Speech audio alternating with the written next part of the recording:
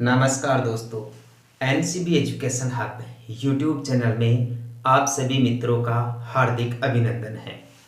दोस्तों, अपना अध्ययन का महत्वपूर्ण बिंदु चल रहा है वैदिक सभ्यता या वैदिक संस्कृति। वैदिक सभ्यता या वैदिक संस्कृति के बारे में हमने पार्ट फर्स्ट पढ़ लिया है। आज दोस्तों हम पार्ट 2 पढ़ेंगे। आइए टॉपिक प्रारंभ करते हैं। वैदिक सभ्यता पढ़ रहे हैं। सबसे पहले तो वैदिक सभ्यता की लिपि देखिए दोस्तों। क्वेश्चन पूछा जाता है कि वैदिक सभ्यता की लिपि क्या थी। वैदिक सभ्यता दोस्तों ब्राह्मी लिपि में लिखी गई थी। कौन सी लिपि में लिखी गई थी भाई? ब्राह्मी लिपि में। और यदि आपसे क्वेश्चन पूछ लिया जाए कि वैदिक संस्कृति की भाषा क्या थी, तो वैदिक संस्कृति की भाषा थी दोस्तों संस्कृत भाषा, या वैदिक सभ्यता की मूल भाषा थी संस्कृत, जो ब्राह्मी लिपि में लिखी गई। ठीक है। वैदिक सभ्यता वेदों पर आधारित सभ्यता है। वेद शब्द विद धातु से बना है, जिसमें विद का शाब्दिक अर्थ है जानना, अर्थात ज्ञान के बारे में अध्ययन करना। वैदिक सभ्यता दोस्तों, इसमें आज हम पढ़ रहे हैं ऋग्वेद, ऋग्वेद के उपवेद या इनसे संबंधित और भी महत्वपूर्ण जानकारियां। बाकी के जो 3 वेद बच गए हैं, यजुर्वेद, सामवेद और अथर्ववेद, उनके बारे में भी दोस्तों आइए अध्ययन करते हैं। सबसे पहले दोस्तों प्रारंभ करते हैं हम ऋग्वेद से। देखिए, ऋग्वेद का शाब्दिक अर्थ निकाले अपन, या ऋग्वेद का अर्थ भेद करें तो ऋग्वेद 2 शब्दों से मिलकर बना है भाई। एक तो ऋक शब्द और एक वेद शब्द, जिसमें ऋक और वेद का अर्थ होता है छांदोबद्ध रचना। छांदोबद्ध रचना का मतलब होता है दोस्तों पदों को क्रमबद्ध व्यवस्थित रूप से जचाना, या पदों को क्रमबद्ध करने की रचना को छांदोबद्ध रचना कहा गया है। तो दोस्तों जो ऋग्वेद है उसको क्रमबद्ध लिखा गया है, इसलिए इसका शाब्दिक अर्थ होता है छांदोबद्ध रचना। ऋग्वेद 2 शब्दों से मिलकर बना है, एक तो ऋक और एक वेद। ठीक है दोस्तों।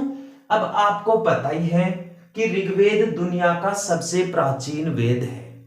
ऋग्वेद दुनिया का सबसे प्राचीन वेद है, या ये जो 4 वेद लिखे गए हैं ना, इन चारों वेदों में जो पहला वेद लिखा गया, आर्यों के द्वारा जो पहली रचना की गई, वह दोस्तों ऋग्वेद के नाम से जानी जाती है। ऋग्वेद के बारे में यह कहा जाता है कि संभवतः यह विश्व की प्रथम रचना थी। ऋग्वेद दुनिया का प्राचीन वेद होने के साथ साथ दुनिया का सबसे पवित्र वेद भी माना जाता है। ठीक है दोस्तों। अब ऋग्वेद में 10 तो मंडल थे भाई, 10 मंडल और 1028 सूक्त थे भाई। सूक्त का मतलब होता है मंत्र। सूक्त का मतलब क्या होता है? मंत्र। तो ऋग्वेद में मुख्य रूप से 10 मंडल है और 1028 सूक्त है। तो सामान्य रूप से दोस्तों क्वेश्चन एग्जामिनर के द्वारा यहां से उठा लिए जाते हैं। मंडल और सूक्त के बारे में पूछा जाता है। ऋग्वेद में सूक्त कितने हैं? 1028 सूक्त है। हाल ही में दोस्तों एनटीपीसी में लेवल 2 की जो मेंस एग्जाम लगी थी, उसमें यह क्वेश्चन पूछ लिया गया था दोस्तों कि ऋग्वेद में कुल कितने सूक्त हैं। तो इसमें दोस्तों 1028 सूक्त है या 1028 श्लोक है। ठीक है। अब ऋग्वेद में कुल मंडलों की संख्या कितनी है भाई? ऋग्वेद में कुल मिला के 10 मंडल है, या ऋग्वेद को 10 मंडलों में विभाजित किया गया है, और इन सभी मंडलों में 1028 श्लोक लिखे हुए हैं या सूक्त लिखे हुए हैं। अब देखते हैं दोस्तों कौन कौन से मंडल है। जो 10 मंडल है वो इस प्रकार है, ध्यान देके पढ़ें। ऋग्वेद का जो प्रथम मंडल है दोस्तों, प्रथम मंडल, इसकी जो रचना की थी वो मधु, छमदा और मेघातिथि के द्वारा की गई थी। क्वेश्चन पूछा जाता है दोस्तों कि ऋग्वेद के प्रथम मंडल की रचना किसके द्वारा की गई? मधु, छमदा और मेघातिथि के द्वारा। ये जो 10 मंडल है, इनके नाम दोस्तों बिल्कुल साधारण क्रम के अनुसार ही है। प्रथम मंडल, द्वितीय मंडल, तृतीय मंडल, चतुर्थ मंडल, पांचवा मंडल, छठा मंडल, सातवां मंडल, आठवां, नौवां और 10वां मंडल। इस प्रकार से दोस्तों ये क्रम से 10 मंडल है। तो प्रत्येक मंडल का आपसे रचयिता पूछ लिया जाता है।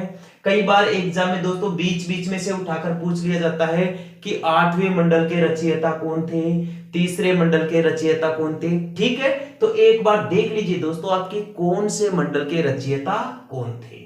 प्रथम मंडल के रचयिता तो मधुच्च मदा और मेघातिथि थे भाई। ठीक है, द्वितीय मंडल के रचयिता थे दोस्तों ग्रत्समद भार्गव।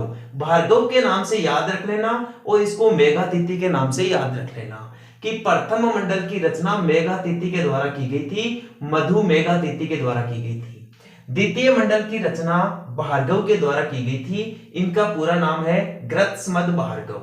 जो तृतीय मंडल है, तृतीय मंडल की रचना दोस्तों विश्वामित्र के द्वारा की गई भाई। किसके द्वारा की गई थी? विश्वामित्र के द्वारा। ध्यान रखना विश्वामित्र एक पुरोहित हुआ करते थे। ठीक है, जो चौथा मंडल है, चौथे मंडल के रचयिता थे दोस्तों वामदेव। चौथा मंडल की रचना किसने की थी? वामदेव ने। और पांचवें मंडल के रचयिता थे अत्रि।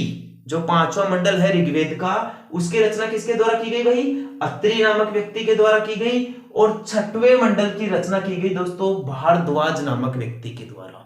छठवें मंडल की रचना किसने की थी? भारद्वाज ने। सातवां मंडल दोस्तों गुरु वशिष्ठ के द्वारा लिखा गया। क्वेश्चन आ जाए कि ऋग्वेद के सातवें मंडल की रचना किसके द्वारा की गई? वशिष्ठ के द्वारा की गई। ध्यान रखना विश्वामित्र और वशिष्ठ ये दोनों पुरोहित थे। ठीक है, ऋग्वेद के जो 10 मंडल हैं उनमें से 2 मंडलों की रचना पुरोहितों के द्वारा की गई, एक तो विश्वामित्र के द्वारा और एक गुरु वशिष्ठ के द्वारा। ठीक है दोस्तों, यहां इन दोनों के बारे में आप जरूर ध्यान रखना दोस्तों, यहां से क्वेश्चन पूछा ही जाता है। इसमें एक तो विश्वामित्र बहुत महत्वपूर्ण है और एक गुरु वशिष्ठ बहुत महत्वपूर्ण है। ठीक है दोस्तों, तो क्वेश्चन पूछा जा सकता है कि विश्वामित्र के द्वारा तो कौन से मंडल की रचना की गई? तीसरे मंडल की रचना की गई। और गुरु वशिष्ठ के द्वारा कौन से मंडल की रचना की गई भाई? सातवें मंडल की रचना की गई। आठवां मंडल दोस्तों कणव ऋषि के द्वारा और अंग्रीस के द्वारा लिखा गया। यह भी दोस्तों बहुत महत्वपूर्ण बन सकता है। कणव ऋषि के बारे में भी दोस्तों क्वेश्चन उठाया जा सकता है। या तो यह पूछ लेगा कि कणव ऋषि ने कौन से मंडल की रचना की? आठवें मंडल की। या दोस्तों कणव ऋषि के महत्व को ध्यान में रखते हुए क्वेश्चन आपको मंडल के क्रम से पूछा जा सकता है कि ऋग्वेद के 8वें मंडल की रचना किसके द्वारा की गई थी? कणव ऋषि और अंग्रीस के द्वारा की गई थी। ऋग्वेद का जो 9वां मंडल है वो पौमान और अंगिरा के द्वारा लिखा गया। ऋग्वेद के 9वें मंडल की रचना पौमान और अंगिरा के द्वारा की गई भाई। लास्ट मंडल देख लीजिए 10वां मंडल। 10वां मंडल की रचना दोस्तों शूद्र सुक्तीय और महासुक्तीय के द्वारा की गई। तो कई बार क्या होता है दोस्तों, क्वेश्चन यहां से भी पूछ लिया जाता है कि शूद्र सुक्तीय या महासुक्तीय के द्वारा कौन से मंडल की रचना की गई? 10वें मंडल की रचना की गई। कई बार दोस्तों क्वेश्चन ये छोटे भी बन जाते हैं, पूछ लिया जाता है कि शूद्र का उल्लेख कौन से मंडल में है? 10वें मंडल में है। या कौन से मंडल के अंदर शूद्र का उल्लेख किया गया है? ऋग्वेद के 10वें मंडल में किया गया है। इसलिए एग्जाम के महत्व को ध्यान में रखते हुए या कंपटीशन एग्जाम में इंपॉर्टेंट क्वेश्चन की दृष्टि से यदि देखा जाए तो एक तो विश्वामित्र दोस्तों मोस्ट क्वेश्चन बनता है कि विश्वामित्र ने कौन से मंडल की रचना की थी भाई? तीसरे मंडल की रचना की थी। एक गुरु वशिष्ठ के बारे में क्वेश्चन पूछा जा सकता है कि गुरु वशिष्ठ ने कौन से मंडल की रचना की थी? 7वें मंडल की रचना की थी। एक कणव ऋषि के बारे में भी दोस्तों क्वेश्चन पूछा जा सकता है। यह भी बहुत महत्वपूर्ण लगता है मुझे कि 8वें मंडल की रचना किसके द्वारा की गई थी भाई? कणव ऋषि के द्वारा। और एक शूद्र वाला जरूर ध्यान रखना दोस्तों, शूद्र का उल्लेख पूछा जा सकता है कि शूद्र के द्वारा कौन से मंडल की रचना की गई थी भाई? 10वें मंडल की रचना की गई थी। अब यहां दोस्तों आप एक महत्वपूर्ण क्वेश्चन ध्यान रखोगे, ये जो विश्वामित्र है ना, इन्होंने तृतीय मंडल की रचना की भाई। ठीक है, और जो तीसरा मंडल है ना दोस्तों, इस तीसरे मंडल के अंदर गायत्री मंत्र का उल्लेख है भाई। बहुत ही अति महत्वपूर्ण क्वेश्चन बनता है दोस्तों। ऋग्वेद के तीसरे मंडल में गायत्री मंत्र का उल्लेख किया गया है। तो क्वेश्चन डायरेक्ट यहीं से पूछा जाता है कि गायत्री मंत्र का उल्लेख ऋग्वेद के कौन से मंडल में किया गया है? तीसरे मंडल में किया गया है। तो पूछा यह भी जा सकता है कि तीसरे मंडल की रचना किसने की थी? विश्वामित्र ने। या क्वेश्चन दोस्तों ये भी पूछा जा सकता है कि ये जो गायत्री मंत्र है ये किसको समर्पित है? गायत्री मंत्र दोस्तों सूर्य और सविता को समर्पित है। किसको समर्पित है भाई? सूर्य और सविता को समर्पित है। ठीक है दोस्तों, क्या आपके ऋग्वेद के ये सभी 10 मंडल समझ में आए हैं? एक बार आप छोटा सा रिवीजन और देख लीजिए। ऋग्वेद, ऋक प्लस वेद 2 शब्दों से मिलकर बना है जिसका अर्थ है छांदोबद्ध रचना। ऋग्वेद में कुल 10 तो मंडल है और 1028 सूक्त है। ये 10 मंडल इस प्रकार दोस्तों प्रथम, द्वितीय, 10वें तक है। प्रथम मंडल मधु, छमदा और मेघातिथि ने लिखा। द्वितीय मंडल भार्गव के द्वारा। तृतीय मंडल विश्वामित्र के द्वारा लिखा गया। ध्यान रखना, विश्वामित्र वशिष्ठ ये पुरोहित थे। विश्वामित्र के द्वारा रचित तृतीय मंडल में ही गायत्री मंत्र का उल्लेख किया गया है। चौथा मंडल वामदेव ने लिखा। पांचवा मंडल अत्रि ने लिखा। छठवां मंडल की रचना भारद्वाज के द्वारा की गई। सातवें मंडल की रचना गुरु वशिष्ठ के द्वारा। आठवें मंडल की रचना कण्व ऋषि और अंगरीश के द्वारा। नौवें मंडल की रचना पवमान और अंगिरा। 10वें मंडल की रचना शूद्र और महासुक्ति के द्वारा की गई। ठीक है दोस्तों, अब ये भी ध्यान रखना आपकी तृतीय मंडल में गायत्री मंत्र का उल्लेख किया गया है जो भगवान सूर्य और सविता को समर्पित है। एक क्वेश्चन दोस्तों आप यहां से ध्यान रखना, क्वेश्चन पूछा जाता है कि कौन से मंडल से लेकर कौन से मंडल को वंश मंडल के नाम से जाना जाता है। यहां देखिए दोस्तों ये द्वितीय मंडल है और यहां ये सातवां मंडल है। तो दूसरे मंडल से लेकर सातवां जो मंडल है यहां तक के इन मंडलों को दोस्तों वंश मंडल के नाम से जाना जाता है। किस नाम से जाना जाता है? वंश मंडल के बारे में तो जरूर ध्यान रखना दोस्तों, वंश मंडल में कौन से मंडल से लेकर कौन से मंडल को शामिल किया गया है? द्वितीय मंडल से लेकर सातवें मंडल को शामिल किया गया है। एक आप यहां इस क्वेश्चन के बारे में भी ध्यान रखना दोस्तों कि ऋग्वेदिक शिक्षा का उल्लेख कौन से सूक्त में किया गया है भाई? ऋग्वेदिक शिक्षा का उल्लेख दोस्तों मांडुक सूक्त के अंदर किया गया है। बहुत महत्वपूर्ण क्वेश्चन है दोस्तों, मांडुक सूक्त में ऋग्वेदिक शिक्षा के बारे में उल्लेख किया गया है। या ऋग्वेदिक शिक्षा की जो जानकारी है वो हमें मांडुक सूक्त से प्राप्त होती है। नेक्स्ट क्वेश्चन पूछा जा सकता है दोस्तों कि गोत्र शब्द की उत्पत्ति कौन से वेद में हुई? ऋग्वेदिक काल में हुई या उत्तर वैदिक काल में हुई? यदि ऋग्वेदिक काल में हुई है तो केवल और केवल आंसर दोस्तों ऋग्वेद माना जाएगा भाई। क्या माना जाएगा? ऋग्वेद। ऋग्वेदिक काल दोस्तों 1500 ईसा पूर्व से लेकर 1000 ईसा पूर्व तक के समय को माना जाता है और आगे चलकर 1000 ईसा पूर्व से लेकर 600 ईसा पूर्व तक का जो समय है उसे उत्तर वैदिक काल में माना जाता है। तो जो वैदिक काल है दोस्तों उसे 2 कालों में बांट के पढ़ते हैं अपन, एक तो ऋग्वेदिक काल और एक उत्तर वैदिक काल।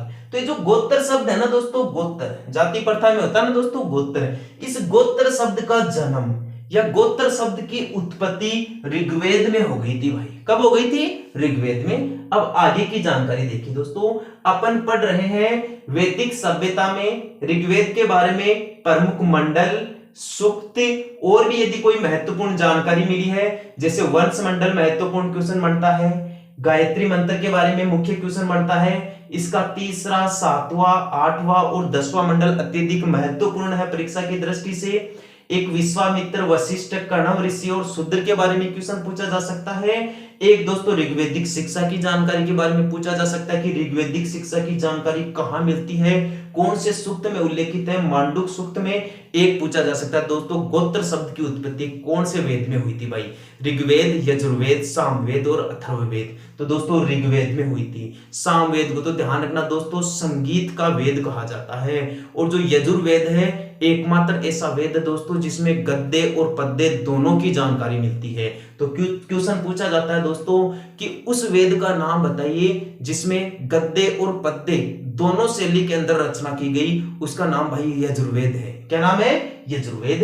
अब दोस्तों वेदांग देखिए आप, वेदांग यानी वेदों के अंग। वेदांग किसे कहा जाता है भाई? वेदों के अंग। शब्द से ही पता चल रहा है वेदों के अंगों को वेदांग के नाम से जाना जाता है। और वेदांग दोस्तों ये इस प्रकार से है, शिक्षा, कल्प, निरुक्त, छंद, व्याकरण और ज्योतिष। क्वेश्चन डायरेक्ट यहां से पूछा जा सकता है दोस्तों, वेदांग की संख्या बताइए, कुल वेदांग कितने हैं। कुल वेद तो कितने हैं भाई, कुल वेद तो है 4, कुल वेद तो कितने हैं 4, ऋग्वेद, यजुर्वेद, सामवेद और अथर्ववेद। जबकि वेदांगों की संख्या कितनी है 6, मंडलों की संख्या कितनी है 10, सूक्तों की संख्या कितनी है 1028। जो 6 वेदांग है, एक तो इनका आप नाम याद रखना दोस्तों, क्वेश्चन पूछा जाता है निम्नलिखित में से कौन सा वेदांग नहीं है। ठीक है, कई बार क्या होता है दोस्तों, 3 शब्द तो वेदांग के दे दिए जाते हैं और कोई भी एक शब्द, जैसे मान लीजिए किसी भी मंडल का नाम दे दिया जाए या मंडल के लेखक का नाम दे दिया जाए, किसी भी दर्शन का नाम दे दिया जाए, किसी भी उपनिषद का नाम दे दिया जाए, तो आप कंफ्यूज ना हो। इसलिए दोस्तों कंटस्थ कर लेइए, अपने कंसेप्ट क्लियर रखे दोस्तों कि वेदांग 6 है और 6 वेदांग ऐसे है, शिक्षा, कल्प, निरुक्त, छंद, व्याकरण और ज्योतिष। 2-3 बार पढ़ लीजिए दोस्तों मेरे साथ, आपको हमेशा हमेशा के लिए याद हो जाएगा। देखिए वेदांग कितने हैं 6, कौन कौन से हैं, शिक्षा, कल्प, निरुक्त, छंद, व्याकरण, ज्योतिष। एक बार फिर से पढ़िए, शिक्षा, कल्प, निरुक्त, छंद, व्याकरण और ज्योतिष, ये 6 वेदांग है भाई।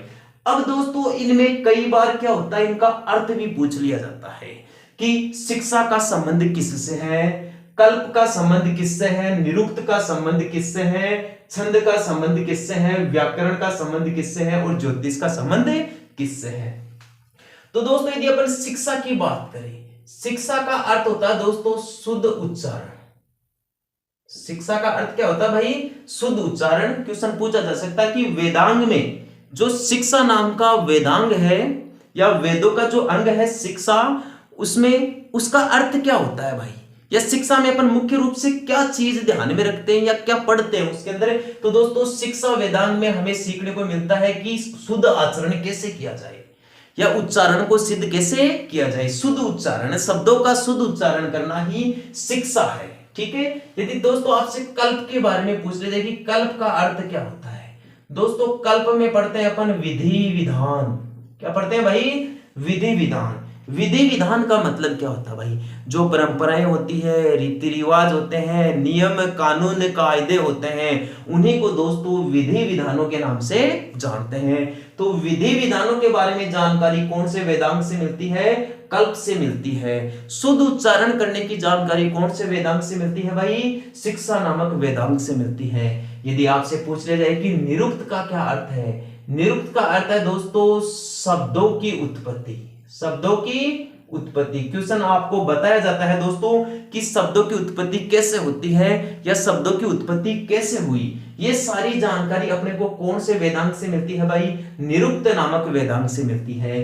छंद आ रहा है दोस्तों, छंद का मतलब क्या होता है, छंद का मतलब होता है दोस्तों पदों को क्रमबद्ध करना, पदों को क्रमबद्ध करना ही छंद कहलाता है। छंद की परिभाषा पूछी जा सकती है, बहुत ही महत्वपूर्ण है दोस्तों। आपसे यदि एग्जाम के अंदर पूछ लिया जाए कि छंद का मतलब क्या होता है, छंद का अर्थ क्या होता है या छंद से आशय क्या है, तो पदों को क्रमबद्ध करना ही छंद है भाई। पदों को क्रमबद्ध करके लिखना या व्यवस्थित तरीके से लिखना ही छंद कहलाता है। ठीक है दोस्तों, अब आप देखिए दोस्तों व्याकरण का मतलब क्या होता है भाई। दोस्तों व्याकरण का मतलब होता है भाषागत शैली। व्याकरण का मतलब क्या होता है, भाषागत शैली। जो व्याकरण नाम का वेदांग है इसका अर्थ क्या होता है भाई, भाषागत शैली। व्याकरण में हमेशा दोस्तों जो शैली होती है वो भाषा सहित होती है, यानी भाषागत शैली होती है, उसमें अशुद्ध उच्चारण नहीं किया जाता। यदि उच्चारण अशुद्ध हो जाता है तो वो व्याकरण की दृष्टि से गलत माना जाता है। इसलिए व्याकरण नामक वेदांग का मतलब होता है भाषागत शैली से। आपसे पूछ लिया जाए ज्योतिष का मतलब क्या है भाई, दोस्तों ज्योतिष का मतलब है ब्राह्मण से। ज्योतिष का मतलब क्या है, ब्राह्मण ज्ञान या ब्राह्मण की जो जानकारी है वो ज्योतिष में मिली है। इसके अलावा दोस्तों इसमें नक्षत्र की जानकारी भी मिलती है भाई। किसकी जानकारी मिलती है, नक्षत्र की। तो ब्राह्मण और नक्षत्र इन दोनों की जानकारी हमें ज्योतिष में मिलती है। एक बार वापस आ जाइए दोस्तों, रिवीजन बहुत महत्वपूर्ण है वेदांग के बारे में। ये जो इनके अर्थ है दोस्तों ये बहुत ही ज्यादा थोड़े खतरनाक दिखाई दे रहे हैं या थोड़े हार्ड प्रतीत हो रहे हैं, इसलिए आप इनको रट लीजिए या आप इनके कंसेप्ट क्लियर कर लीजिए। जैसे वेदांग की संख्या भाई 6 है, छह वेदांग कौन कौन से हैं? शिक्षा, कल्प, निरुक्त, छंद, व्याकरण, ज्योतिष। एक बार दोबारा पढ़े, शिक्षा, कल्प, निरुक्त, छंद, व्याकरण और ज्योतिष। ये हो गए दोस्तों छह वेदांग। मेरे हिसाब से क्लियर हो गए होंगे। नहीं हुए तो एक दो बार आप और लिख लेना, जैसे नोट्स लिखो, उसके बाद में एक दो बार आप और रिवीजन कर लेना, कंसेप्ट क्लियर हो जाएंगे। शिक्षा का अर्थ क्या होता है भाई? शुद्ध उच्चारण।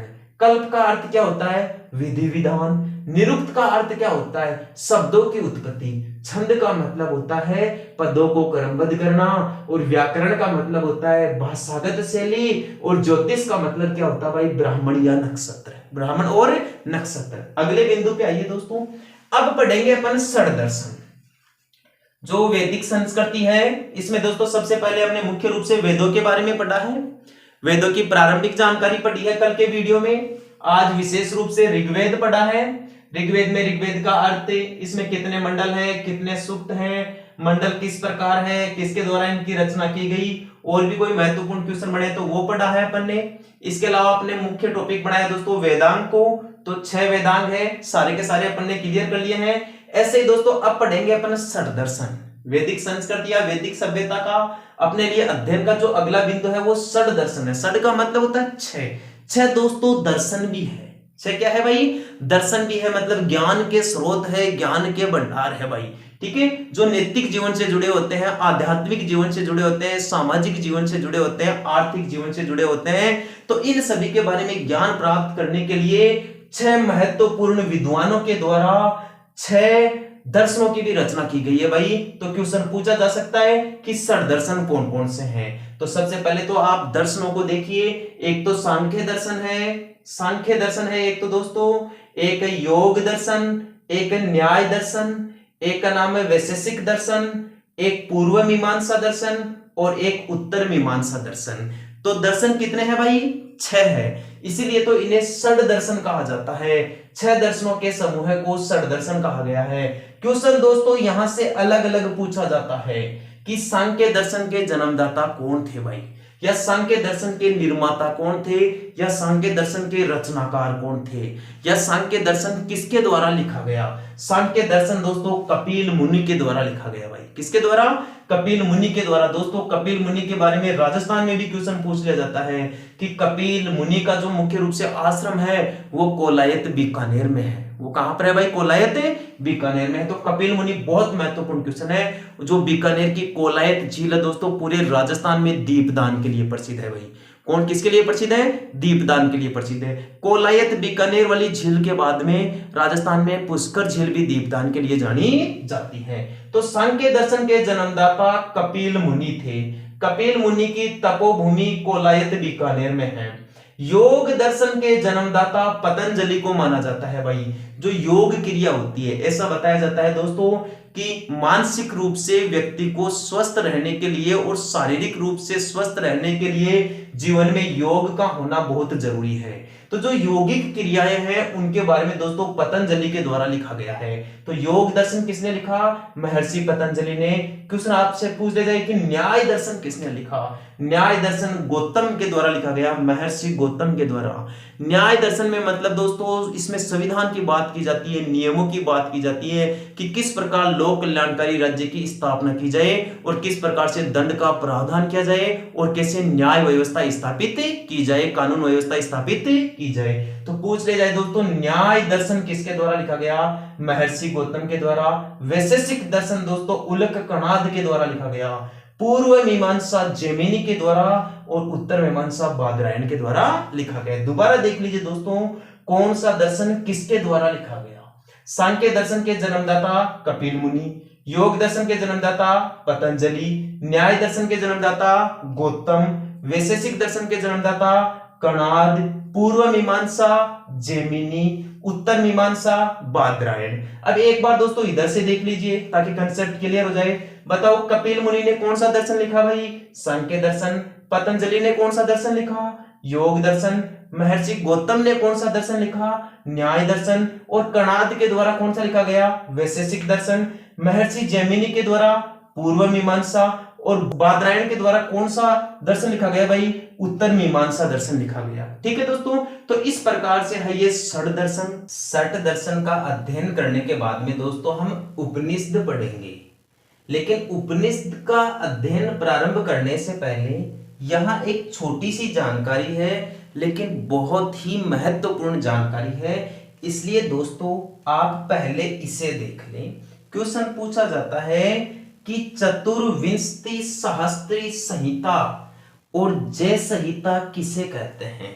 दोस्तों आपको देखने में या पहली बार पढ़ने में ये दोनों शब्द अत्यधिक कठिन लग रहे होंगे, लेकिन जब मैं आपको इनका अर्थ बताऊंगा तो ये आपके लिए बहुत सरल या आसान हो जाएंगे। जैसे ये जो ऊपर वाली बात लिखी गई है ना दोस्तों, चतुर्विंशति शास्त्री संहिता, ये दोस्तों रामायण को कहा जाता है। भाई किसे कहा जाता है?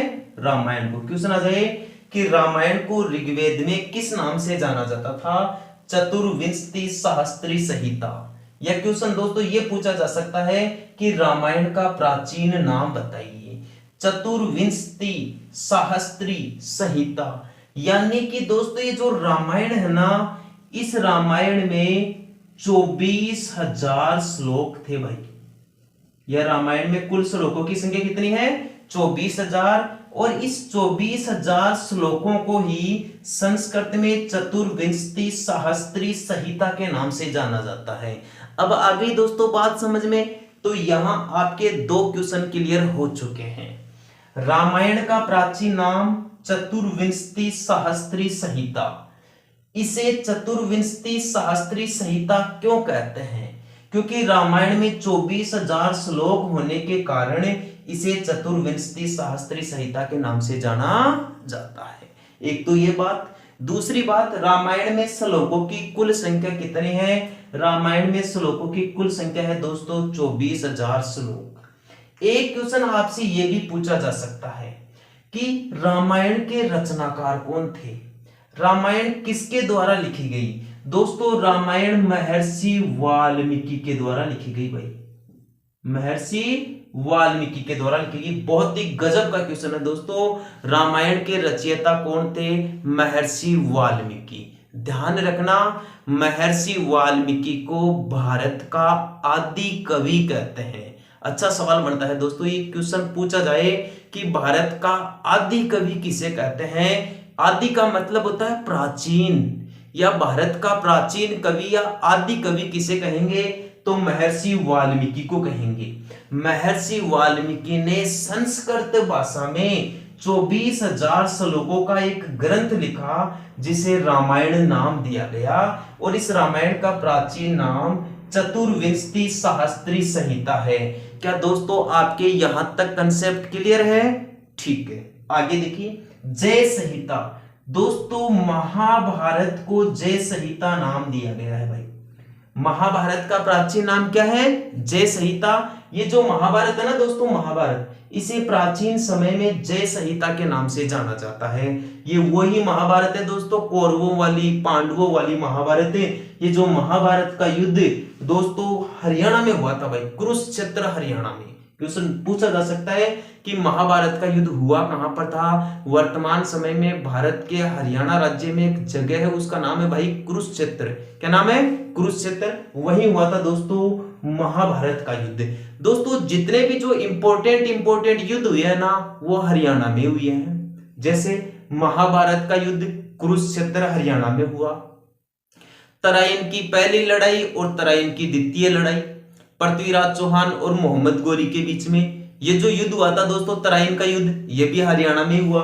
आप जानते हैं महाभारत का युद्ध कौरवों और पांडवों के बीच में हुआ था। यहां दोस्तों एक और लड़ाई हुई थी, मुख्य रूप से पानीपत की लड़ाई। पानीपत के तो दोस्तों 3 युद्ध हो चुके हैं। पानीपत की प्रथम लड़ाई, द्वितीय लड़ाई और तृतीय लड़ाई। तो दोस्तों ये जो पानीपत की प्रथम लड़ाई है, ये तो बाबर और इब्राहिम लोदी की सेना के बीच में हुई थी, जिसमें बाबर जीत गया था। और पानीपत की प्रथम लड़ाई के बाद में ही तो भारत में मुगल वंश स्थापित हुआ था।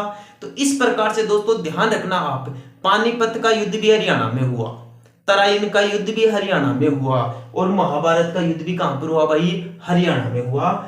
इस महाभारत का प्राचीन नाम जय संहिता है भाई। और महाभारत भारत का सबसे बड़ा महाकाव्य है। पूछ लिया जाए कि भारत के सबसे बड़े महाकाव्य कौन कौन से हैं, तो सबसे बड़ा महाकाव्य 1 नंबर पर तो आता है दोस्तों महाभारत, और 2 नंबर पर आता है रामायण। तो दोनों को साथ ऐसे बोला जाता है, महाभारत और रामायण भारत के सबसे बड़े महाकाव्य हैं, जिसमें सबसे बड़ा महाकाव्य महाभारत है और दूसरा सबसे बड़ा महाकाव्य रामायण है। ध्यान रखना दोस्तों, जिस प्रकार रामायण में 24,000 श्लोक है ना, उसी प्रकार महाभारत में दोस्तों 1,00,000 श्लोक है। तो यहां से क्वेश्चन पूछा जा सकता है कि महाभारत में श्लोकों की कुल संख्या कितनी है? 1,00,000। रामायण में श्लोकों की कुल संख्या 24,000। रामायण का प्राचीन नाम चतुर्विंशति सहस्त्री संहिता, महाभारत का प्राचीन नाम जय संहिता। रामायण की रचना महर्षि वाल्मीकि के द्वारा, जबकि महाभारत की रचना महर्षि वेद व्यास जी के द्वारा। महाभारत की रचना किसके द्वारा की गई थी भाई? महर्षि वेदव्यास जी के द्वारा की गई थी। ध्यान रखना, वाल्मीकि को भारत का आदि पुरुष भी कहते हैं। ठीक है, इस महाभारत के बारे में दोस्तों आप एक क्वेश्चन और याद रख लेना, क्योंकि दोस्तों एग्जाम की दृष्टि से बहुत ही महत्वपूर्ण जो क्वेश्चन बन रहे हैं, मैं सबसे ज्यादा आपको वही क्वेश्चन बता रहा हूं जिनकी ज्यादा से ज्यादा आने की संभावना है। ये जो महाभारत है, इस महाभारत को दोस्तों पंचम वेद कहते हैं भाई। क्वेश्चन आपसे पूछ लिया जाए, पंचम वेद किसे कहा जाता है? महाभारत को पंचम वेद कहते हैं। क्लियर है दोस्तों? ठीक है, आगे बढ़े। आगे की जानकारी इस प्रकार है दोस्तों, हम उपनिषद पढ़ेंगे भाई। क्या पढ़ेंगे? उपनिषद। उपनिषदों की संख्या है दोस्तों 108। क्वेश्चन पूछा जाता है कि कुल उपनिषदों की संख्या बताइए। 108। दोस्तों ये जो आंकड़े हैं ना, इनके तो आप ध्यान ही रखना। जैसे वेदों की संख्या कितनी है? 4। आपसे पूछ ले भारत के महाकाव्यों की संख्या कितनी है? 2। रामायण महाभारत, और वेद ऋग्वेद, यजुर्वेद, सामवेद और अथर्ववेद। और यदि आपसे पूछ लिया जाए कि मंडल कितने हैं ऋग्वेद में? 10। सूक्त कितने हैं? 1028। वेदांत कितने हैं? 6। शिक्षा, कल्प, निरुक्त, छंद, व्याकरण और ज्योतिष। दर्शन कितने हैं? 6। सांख्य, योग, न्याय, वैशेषिक, पूर्व मीमांसा और उत्तर मीमांसा। ऐसे उपनिषदों की संख्या कितनी है भाई? 108। एक पुराणों के बारे में भी ध्यान रखना कि पुराणों की संख्या कितनी है। पुराणों की संख्या दोस्तों 18 है। कितनी है? 18। ये जो 108 उपनिषद है ना दोस्तों, इनमें से जो प्रारंभिक 12 उपनिषद है, उनको सबसे प्राचीन उपनिषद और सबसे प्रामाणिक उपनिषद माना जाता है। और ऐसा बताया जाता है कि इन 108 उपनिषदों में से जो प्रारंभिक 12 है, उन 12 में से भी जो शुरुआती 10 है ना, उन पर जो शंकराचार्य जी है, जो ऋषि या महर्षि शंकराचार्य जी है, उन्होंने भाष्य लिखा है। तो क्वेश्चन पूछा जा सकता है कि उपनिषदों की कुल संख्या बताइए। 108। इनमें से प्रामाणिक उपनिषद या सबसे प्राचीन उपनिषदों की संख्या कितनी है? 12। महर्षि शंकराचार्य जी के द्वारा कितने उपनिषदों पर अपना भाष्य लिखा है? प्रारंभिक 10 उपनिषदों पर। अब देखें दोस्तों आगे। उपनिषद में दोस्तों उप का मतलब होता है गुरु के निकट आकर बैठना। क्वेश्चन आपसे पूछ ले कि उपनिषद का मतलब क्या होता है भाई? गुरु के निकट या गुरु के समीप आकर बैठना और ज्ञान प्राप्त करना, ये उपनिषद का शाब्दिक अर्थ है। उप प्लस नी प्लस सद। तो इस प्रकार उपनिषद का शाब्दिक अर्थ होता है गुरु के समीप बैठकर या निकट बैठकर ज्ञान की प्राप्ति करना। दोस्तों कुछ महत्वपूर्ण उपनिषद है, जैसे जिनके बारे में क्वेश्चन पूछा जाता है, जैसे जो सत्यमेव जयते हैं, ये दोस्तों राष्ट्रीय वाक्य है भाई। क्वेश्चन पूछ ले जाए कि राष्ट्रीय वाक्य क्या है? सत्यमेव जयते। तो सत्यमेव जयते का उल्लेख कौन से उपनिषद में है? दोस्तों मुंडको उपनिषद में है भाई। कौन से उपनिषद में है? मुंडको उपनिषद।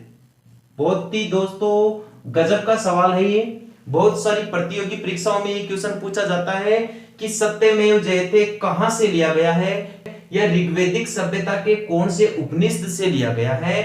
तो सत्यमेव जयते मुंडको उपनिषद से लिया गया है। ठीक है दोस्तों, तो ये पॉलिटिकल साइंस का भी क्वेश्चन बनता है यहाँ, क्योंकि जब हम पॉलिटिकल साइंस पढ़ते हैं ना दोस्तों, कि भारत में ग्रहण किए गए विदेशी स्रोत या भारत के महत्वपूर्ण जो विशेषताएं हैं, संविधान की विशेषताएं हैं, उनमें देखते हैं दोस्तों सत्यमेव जयते का नाम आता है, तो ये क्वेश्चन जरूर सामने आता है कि सत्यमेव जयते मुंडको उपनिषद से लिया गया है।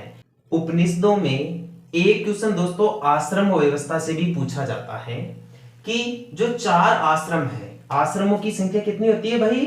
4 आश्रम होते हैं। जो आश्रमों की व्यवस्था होती है वो कहां से ली गई है भाई, या कौन से उपनिषद से ली गई है? यह ली गई है दोस्तों जाबालो उपनिषद से। जाबालो उपनिषद से ली गई है भाई दोस्तों, जाबालो उपनिषद से ली गई है आश्रम व्यवस्था। और आश्रमों की संख्या होती है 4। ये जो आश्रम व्यवस्था होती है दोस्तों, यह व्यक्तिगत उन्नति के लिए मानी जाती है, या व्यक्तिगत जीवन की उन्नति के लिए आदर्श समझी जाती है। तो देखिए दोस्तों, जाबालो उपनिषद की चारों आश्रम व्यवस्था के अनुसार कौन कौन से आश्रम होते हैं एक व्यक्ति के विकास के लिए, व्यक्ति की उन्नति के लिए। पहला जो होता है दोस्तों, इसे कहा जाता है ब्रह्मचर्य आश्रम। क्या कहा जाता है भाई? ब्रह्मचर्य आश्रम। और ब्रह्मचर्य आश्रम की अवधि होती है दोस्तों जन्म से लेकर 25 वर्ष तक। जन्म से लेकर 25 वर्ष तक, यानी व्यक्ति 25 वर्ष की उम्र तक गुरु के पास रहता है, गुरुकुल में रहता है, या ब्रह्मचार्य जीवन धारण करता है। वो केवल ज्ञान प्राप्ति पे ध्यान देता है। यहाँ दोस्तों व्यक्ति के सर्वांगीण विकास की ओर ध्यान दिया जाता है, उसे ज्ञान विज्ञान ये सारी जानकारी बताई जाती है।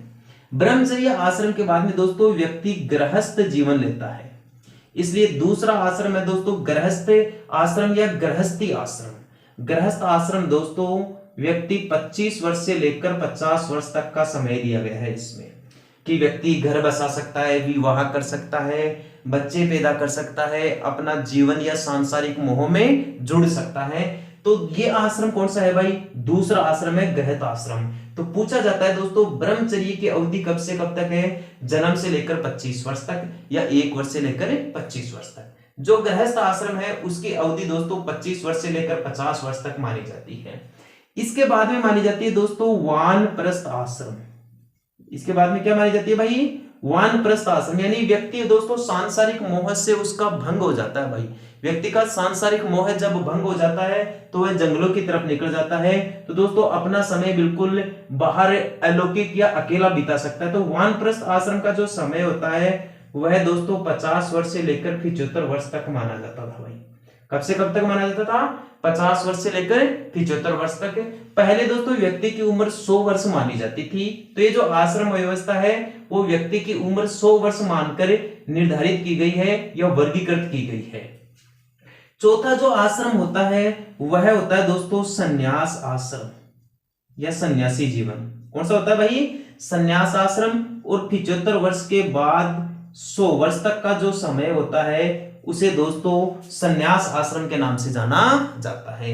ये जो संन्यास आश्रम होता है इसमें व्यक्ति भक्ति करता है, तपस्या करता है और ईश्वर से आध्यात्मिक रूप से जुड़ जाता है। यहाँ आकर दोस्तों व्यक्ति का संपूर्ण सांसारिक मोह टूट जाता है या बहुत पीछे रह जाता है। तो इस प्रकार दोस्तों ऋग्वैदिक संस्कृति में 4 आश्रम व्यवस्था का उल्लेख किया गया है।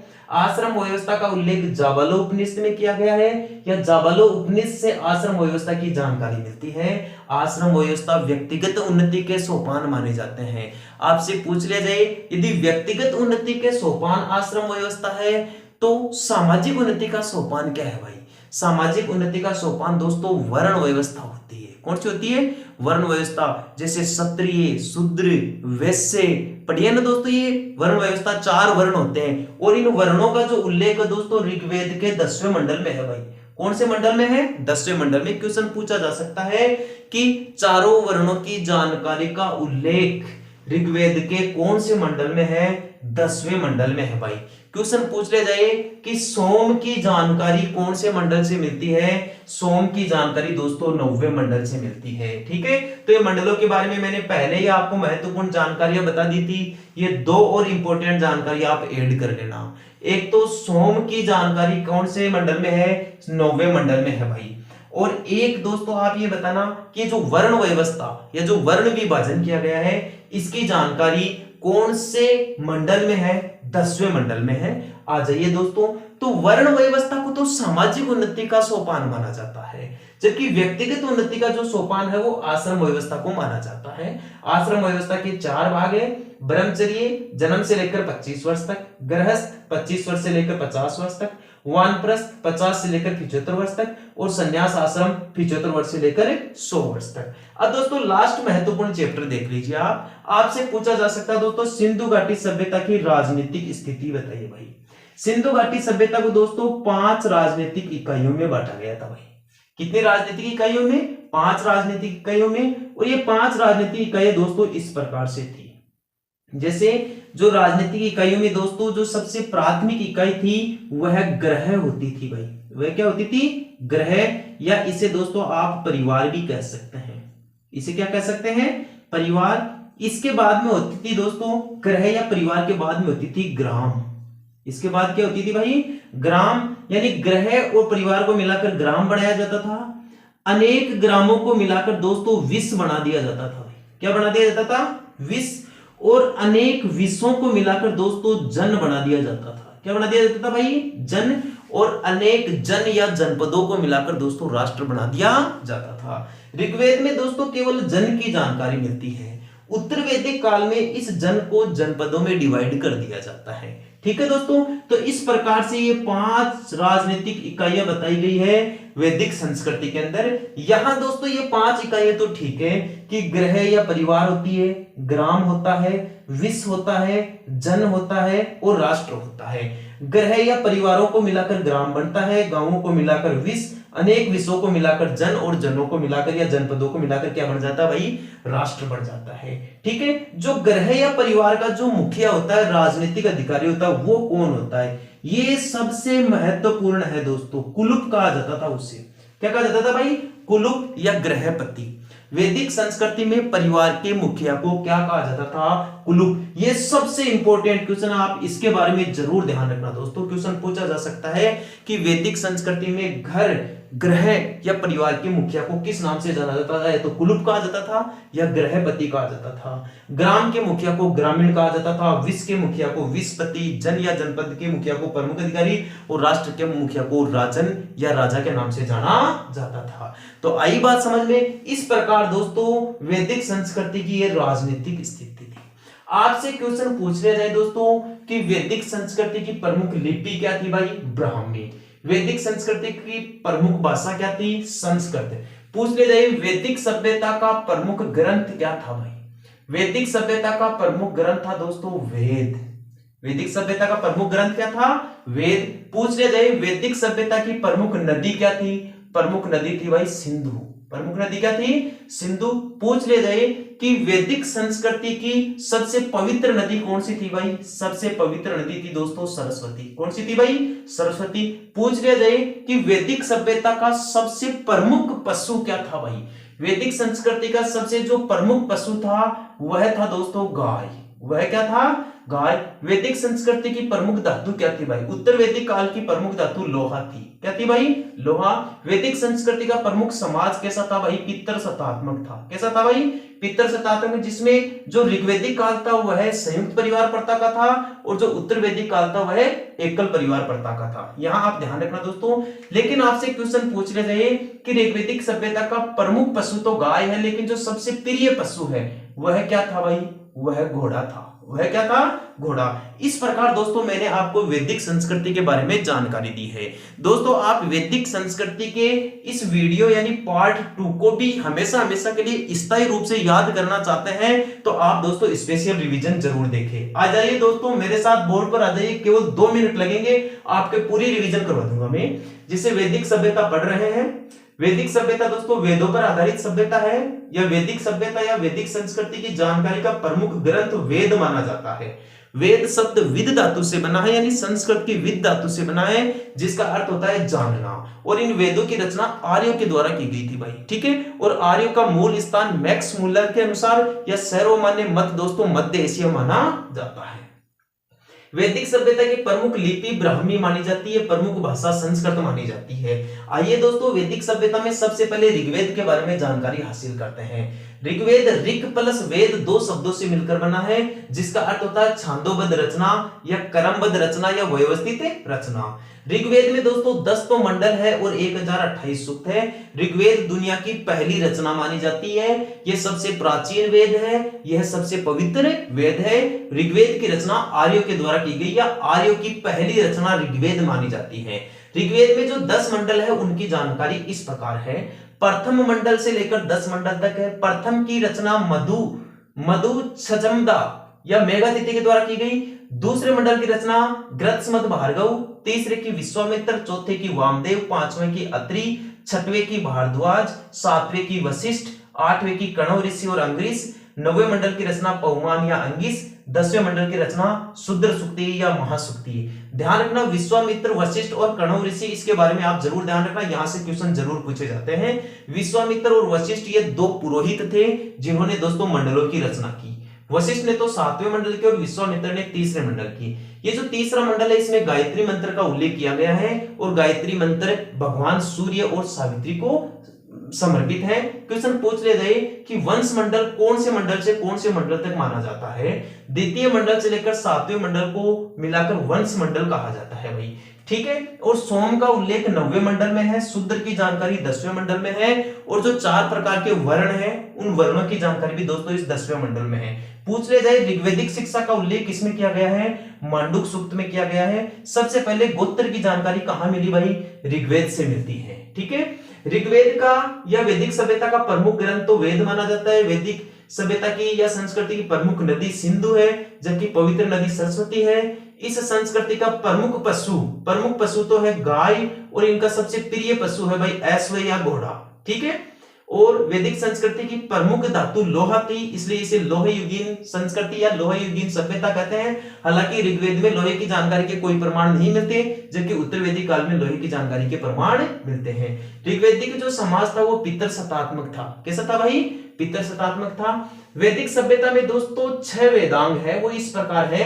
शिक्षा, कल्प, निरुक्त, छंद, व्याकरण और ज्योतिष। शिक्षा, कल्प, निरुक्त, छंद, व्याकरण और ज्योतिष। इसमें शिक्षा का अर्थ है शुद्ध आचरण करना, कल्प का अर्थ है विधि विधान के बारे में जानकारी जुटाना, निरुक्त का अर्थ है शब्दों की उत्पत्ति के बारे में पढ़ना, छंद का मतलब होता है पदों को क्रमबद्ध करना या व्यवस्थित करना, व्याकरण का मतलब होता है भाषागत शैली में लिखना और ज्योतिष का मतलब होता है ब्रह्मण और नक्षत्र के बारे में लिखना। यदि अपन षड दर्शन की बात करें तो दोस्तों 6 दर्शन है, सांख्य, योग, न्याय, वैशेषिक, पूर्व मीमांसा, उत्तर मीमांसा। सांख्य दर्शन की रचना कपिल मुनि ने, योग की पतंजलि ने, न्याय की गौतम ने, वैशेषिक की उलक्कनाद ने, पूर्व मीमांसा की जैमिनी ने, उत्तर मीमांसा की बादरायण ने। जो चतुर्विंशति सहस्त्री संहिता है वो दोस्तों रामायण का प्राचीन नाम था। रामायण में 24,000 श्लोक है। रामायण की रचना महर्षि वाल्मीकि ने संस्कृत भाषा में की। महर्षि वाल्मीकि को भारत का आदि कवि कहते हैं या प्राचीन कवि कहते हैं। जय संहिता दोस्तों महाभारत का प्राचीन नाम है। महाभारत को पंचम वेद भी कहते हैं। महाभारत की रचना वेदव्यास के द्वारा की गई और इसमें 1,00,000 श्लोक है, जबकि रामायण में 24,000 श्लोक है। महाभारत और रामायण ये दोनों भारत के सबसे बड़े महाकाव्य हैं।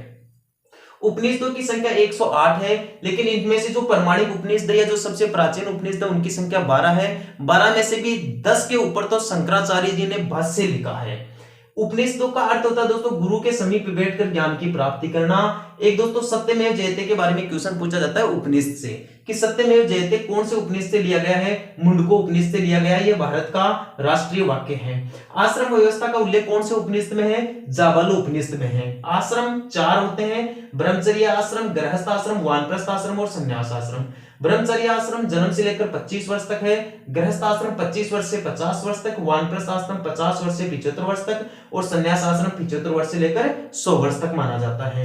यदि आपसे सिंधु संस्कृति या सिंधु सभ्यता की राजनीतिक स्थिति के बारे में क्वेश्चन पूछा जाए तो राजनीतिक इकाइयां दोस्तों इसकी 5 थी।